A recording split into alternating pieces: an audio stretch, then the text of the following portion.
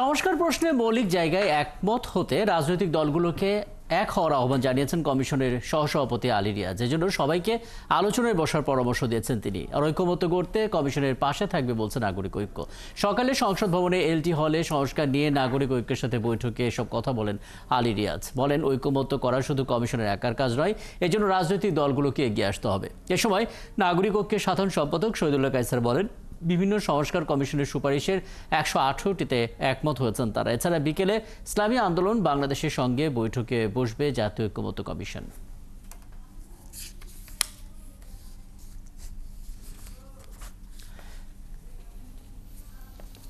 কতগুলো মৌলিক জায়গায় আমাদেরকে একমত হতে হবে, তার জন্য নিঃসন্দেহে রাজনৈতিক দলগুলোর থেকে আমরা আশা করছি যে প্রত্যেকেই কিছু কিছু ছাড় দেবেন, দিয়ে এক জায়গায় আসা যাবে।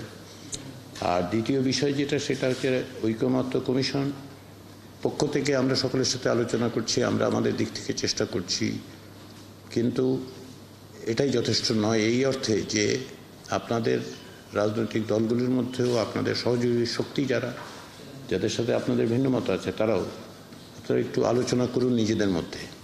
গত বৈঠকে 114টি বিষয়ের সাথে একমত পোষণ করেছি। আপনাদের সাথে আলোচনার পর আমরা পরবর্তীতে আরও 4টি বিষয়ে একমত পোষণ করে 118টি ইয়েতে আমরা একমত হয়েছি। সংসদ ভবনে এলজি হলে নাগরিক ঐক্যের সাথে জাতীয় ঐক্যমত্য কমিশনের বৈঠকের খবর রাখছেন সহকর্মী ফরহাদ ইবনে মালিক, যুক্ত হচ্ছেন আমাদের সঙ্গে।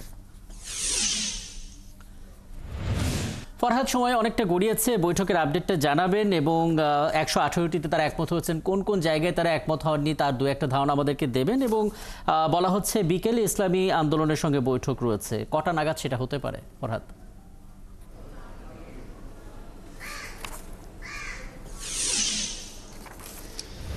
জাতীয় ঐক্যমত্য কমিশনের সকাল 10টা থেকে শুরু হয়েছে নাগরিক ঐক্যের সাথে বৈঠকটি। নাগরিক ঐক্যের সাধারণ সম্পাদক শহীদুল্লাহ কায়সারের নেতৃত্বে বৈঠকটি শুরু হয়েছে। বৈঠকে যেমনটি আপনি বলছিলেন, 118টি প্রস্তাবে তারা একমত পোষণ করেছে, আর তারা 11টি প্রস্তাবে তারা আংশিক একমত, বাকিগুলোতে তারা আসলে দ্বিমত পোষণ করেছে। আমরা যতটুকু জানতে পেরেছি এই বিষয়গুলোর মধ্যে মূল যদি কয়েকটা বিষয়ের কথা বলি, তাহলে দ্বিকক্ষ বিশিষ্ট সংসদের বিষয়ে তারা একমত হতে পারেনি এখনো পর্যন্ত। তারা বলছেন যে বাংলাদেশের মতো দেশের প্রেক্ষাপটে আসলে দ্বিকক্ষের কোনো প্রয়োজন পড়ছে না, এক কক্ষ বিশিষ্ট সংসদে আসলে যথেষ্ট। তারা 21 বছর সংসদ সদস্য প্রার্থী হবার যে একটা প্রস্তাবনা দিয়েছিল কমিশন, সেখানে তারা বলছে যে 21 বছর নয় 25 বছরই এখানে যথেষ্ট, 25 বছর এখন যা আছে তাই থাকা উচিত।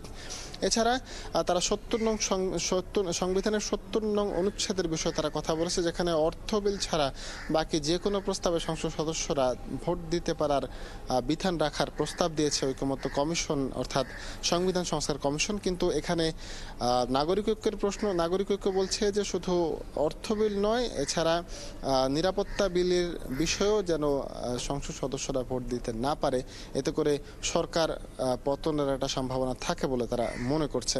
বৈঠকটি শুরু হয়েছিল 10টা থেকে, বৈঠকটি আমরা আশা করছি 2টো পর্যন্ত বৈঠকটি চলবে।